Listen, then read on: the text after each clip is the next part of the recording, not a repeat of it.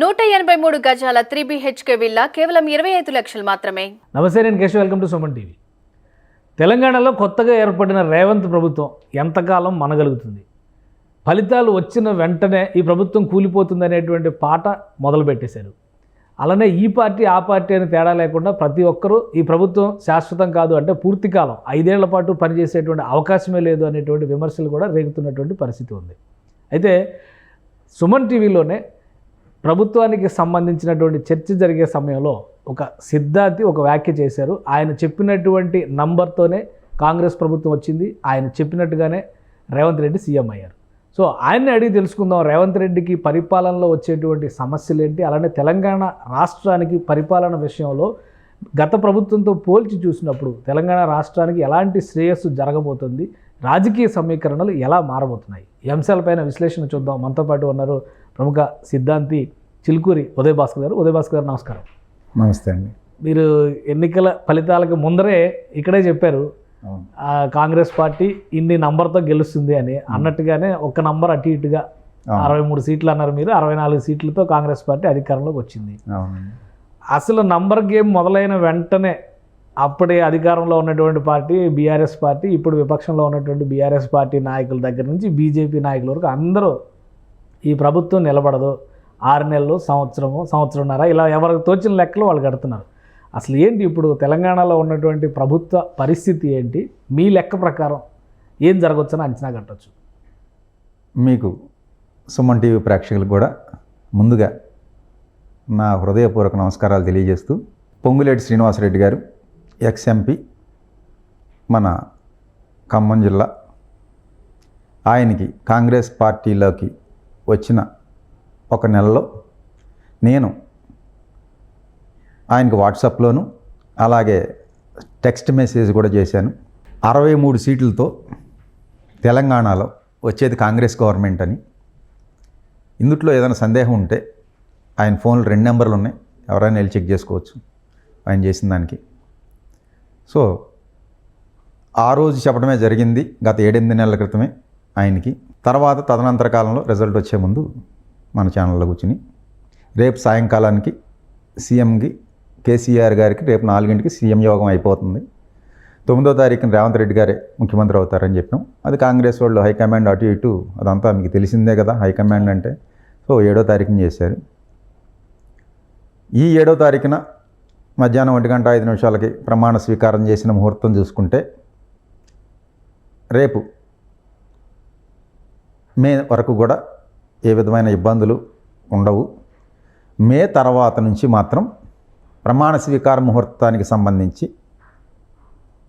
వచ్చే ఇబ్బందులు, ఆయనకి తారాబలం బాగుందండి. ప్రమాణ స్వీకారానికి చిత్తా నక్షత్రానికి పరమిత్ర తారలో ఆయన చేయటం జరిగింది. సో ఆయన సంపూర్ణంగా 5 సంవత్సరాలు కూడా సీఎం యోగంలో ఉంటారు, సీఎం పీఠంలో ఉంటారు, అందులో సందేహం అనేది లేదండి. రేవంత్ రెడ్డి గారు 5 ఏళ్ళు ముఖ్యమంత్రిగా కొనసాగారు, 5 ఏడాదికి ఒక ముఖ్యమంత్రి మారుతారు, మారే సినిమా లేదండి. అప్పుడు హైకమాండ్ కోసమని వెళ్ళారు, లేదా 2-3 రోజులు తర్జన. నేను ఎప్పుడో చెప్పడం జరిగింది, ఎన్ని కింద మీద పడినా సీఎం అయ్యేది ఆయనే అని. ఈ 5 ఏళ్ళు కూడా రేవంత్ రెడ్డి గారే. ఏంటి మే తర్వాత ఏదో కొద్దిగా ఏమొస్తాయి, ఎందుకంటే అందరూ కూడా మే కోసం వెయిటింగ్, లోక్సభ ఎలక్షన్స్ ఉన్నాయి కాబట్టి ఆ తర్వాత కాంగ్రెస్ లో ఏదైనా ఉంటే కూడా ముసలం మొదలైద్ది అనేటువంటి విశ్లేషణలు కూడా వస్తున్నాయి. సో తారాబలం పరంగా మీరు చెప్పేటువంటి యోగం పరంగా చూస్తే కనుక ఏం జరగబోతుంది? కేశవ్ గారు, ఇక్కడ మీకు జాతకం చెప్పేటప్పుడు 2 విధానాలు. ఒకటి గోచార ఫలాలు, రెండవది జన్మ లగ్న ఫలాలు గురించే ఎవరైనా చెప్తారు. జన్మించినప్పుడు లగ్నం ఏమైంది, దశ అంతర్దశలు నక్షత్రాన్ని బట్టి చెప్పే విధానం. రెండోది గోచార ఫలితాల్లో చెప్తాము.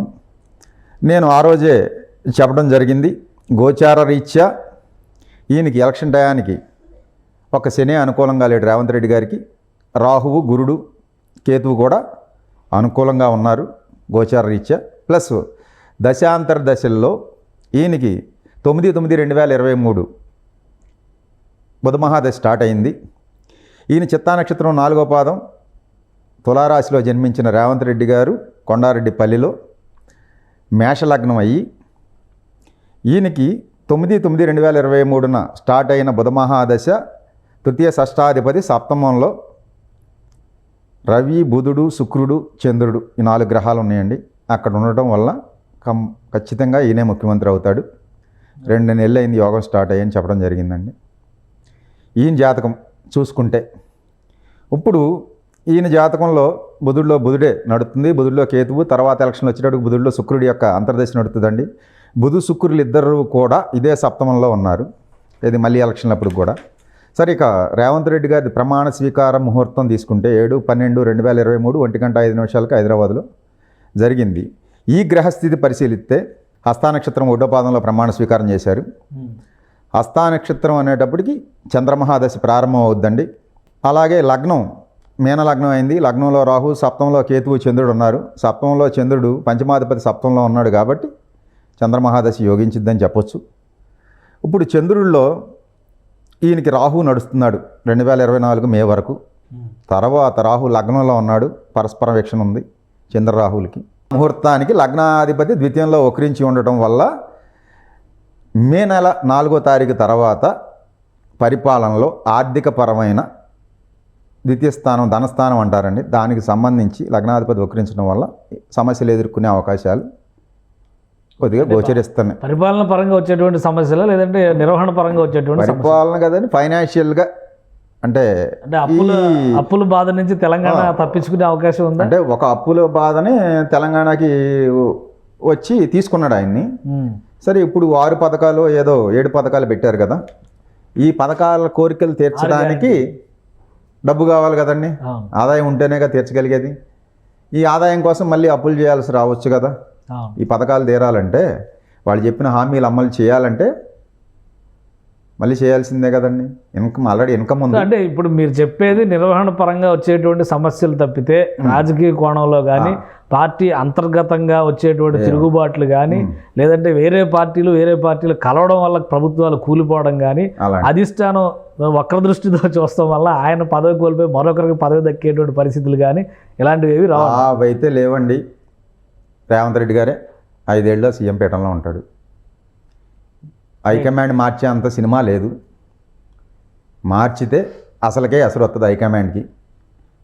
ఎలా మార్చే కదా ఆ రోజు జగన్మోహన్ రెడ్డికి ఇవ్వకపోబట్టే 2 రాష్ట్రాల్లో కాంగ్రెస్ పార్టీ తుడిసిపోయింది.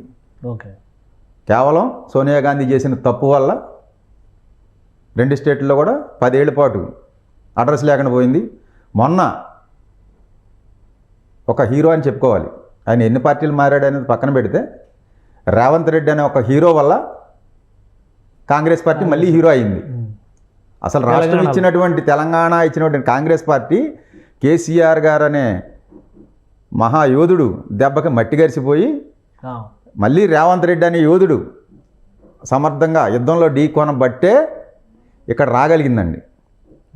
లేకపోతే మీరు చెప్పేదాన్ని ఇప్పుడు మామూలుగా గ్రహ బలాలు వీటి బట్టి అందరూ చెప్తారు, కానీ మీరు అంత యాక్యురేట్గా చెప్పారు అంటే అది జస్ట్ ఏదో లాటరీ తగిలింది అనుకోవాలా, లేదా కాన్ఫిడెంట్గా ఏంటి మీరు వాడేటువంటి మెకానిజం ఏంటి అంటే పద్ధతి ప్రకారం చూస్తే ఏ లెక్కల ప్రకారం మీరు? మీకు ఇప్పుడు చెప్తున్నానండి కేశవ్ గారు, మీరు అడిగారు నాకేది దాచుకోవడం రాదు, ఏది ఇది పెట్టుకుని మర్మం పెట్టి మాయ చెప్పి నేను పెద్ద స్వామీజీని, నేను అవతార పురుషుడిని, నేను చెప్తే అమ్మ పలుకుద్ది అని డ్యాన్స్లు వేసి కోనకం వచ్చి ఊగే టైప్ కాదు.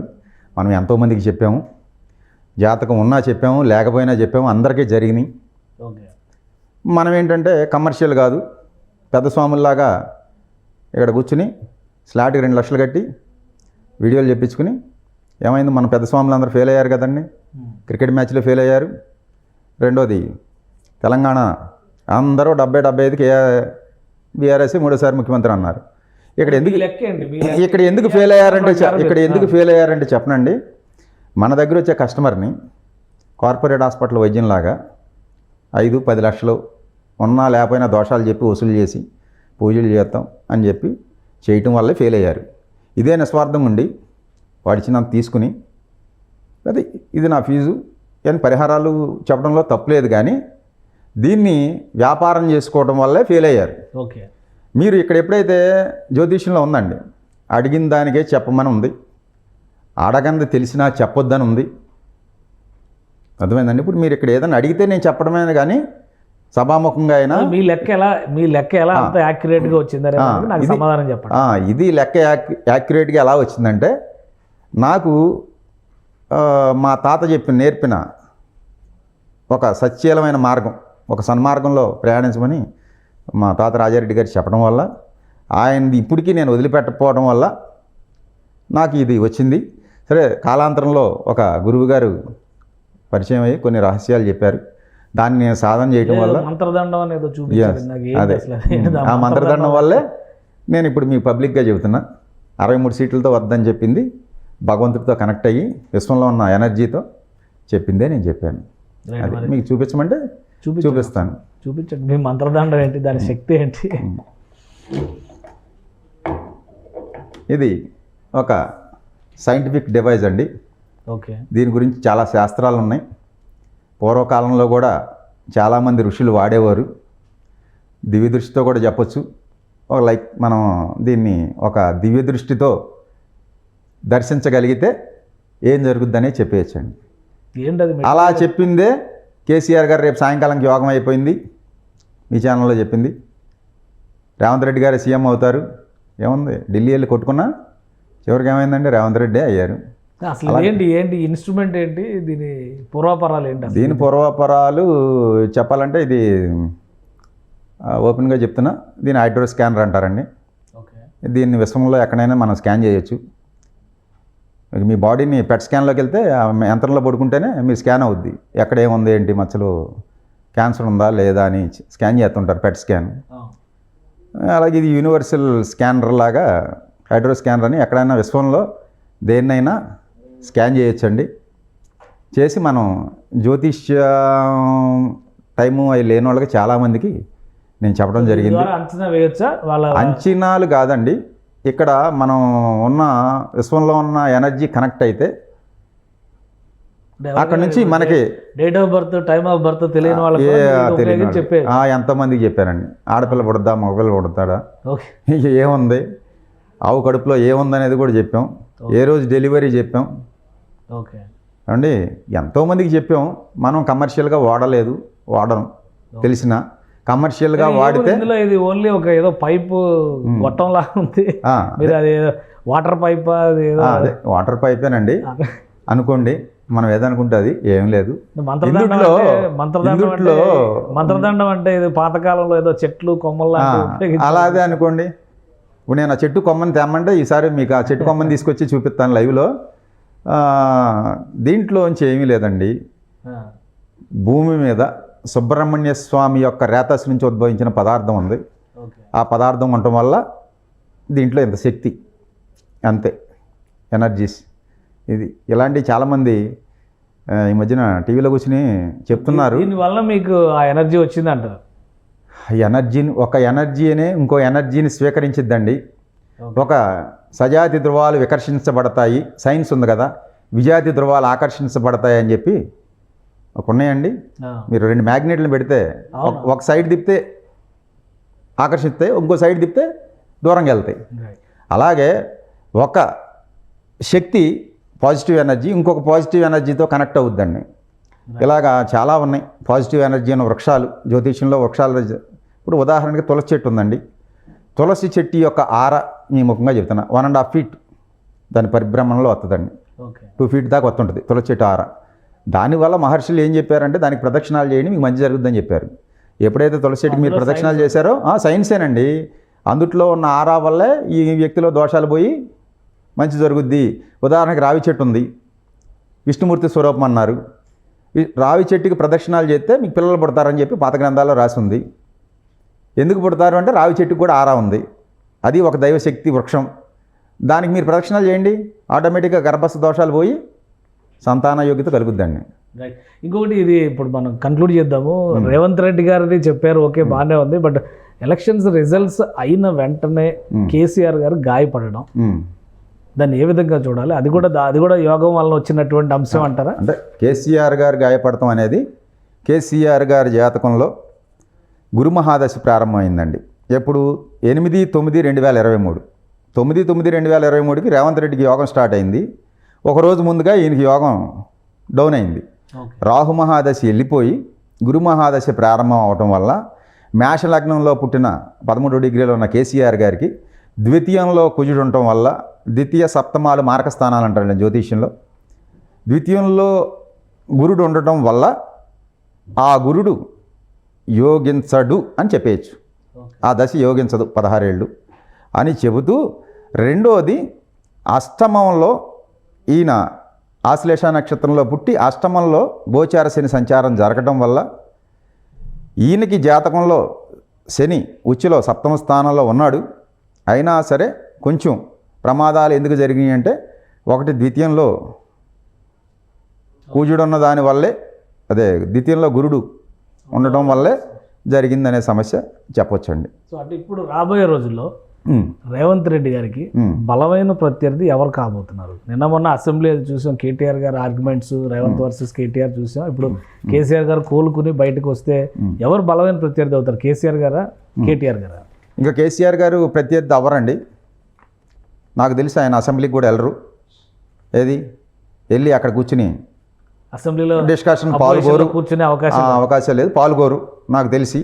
ఇక అక్కడ పోరాటం చేయాల్సింది కేటీఆర్ గారే, ఏది ఆ యొక్క బీఆర్ఎస్ పార్టీ తరపున. అది నాకు తెలిసి కేశవ్ గారు 2022 డిసెంబర్కి ముందు కేసీఆర్ గారికి అనుకూలంగా ఉంది గ్రహస్థితి అంతా. ఆయన చేసిన కొన్ని తప్పుల వల్ల మొత్తం మారిపోయింది. ప్లస్ ఆ కుమారుడు ఆయన అబ్బాయి మాట ఉంటే కేసీఆర్ గారు మళ్ళీ అడ్వాంటేజ్ ఉండే అయ్యేది, అవకాశాలు ఎక్కువ ఉండేవి. కొంత మైనస్ ఏంటంటే కేటీఆర్ గారి మాట వినకపోవడం వల్లే ఈయనకి యోగం అయిపోవడం వల్ల అది అన్నీ ఇదండి. ఇప్పుడు కేటీఆర్ గారి యోగం బాగుందంటారా? కేటీఆర్ గారి జాతకం మంచిది. 29 తర్వాత ఆయన జాతకం గురించి మాట్లాడదాం.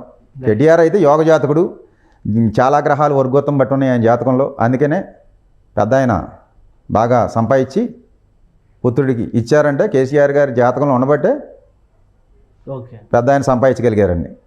అది okay. Thank you Uday Bhaskar గారు, మీ విశ్లేషణ అందించినందుకు. ఇది తెలంగాణ ఎన్నికల తర్వాత జరిగినటువంటి పరిణామాలు. అలానే రేవంత్ రెడ్డి ముఖ్యమంత్రి పీఠం పైన కొనసాగబోయేటువంటి రోజుల్లో, రాబోయే రోజుల్లో ఆయనకి ఎదురుండే అవకాశమే లేదు ఆయన జాతకాన్ని బట్టి చూస్తే. అయితే ప్రమాణ స్వీకారం చేసినటువంటి ముహూర్తాన్ని బట్టి చూస్తే కొన్ని ఆర్థికపరమైనటువంటి ఇబ్బందులు వేధించక తప్పదని ఉదయ్ భాస్కర్ గారు చెప్తున్నారు. రాబోయే రోజుల్లో కేసీఆర్ అసెంబ్లీలో అడుగుపెట్టే అవకాశాలు కూడా తక్కువ ఉన్నాయి. ఇక కేటీఆర్ వర్సెస్ రేవంతే చూసే అవకాశాలు తెలంగాణ ప్రజలకు ఎక్కువగా కలగబోతున్నాయి అనేది ఆయన విశ్లేషణ. ఇది స్పెషల్ డిస్కషన్. Keep watching.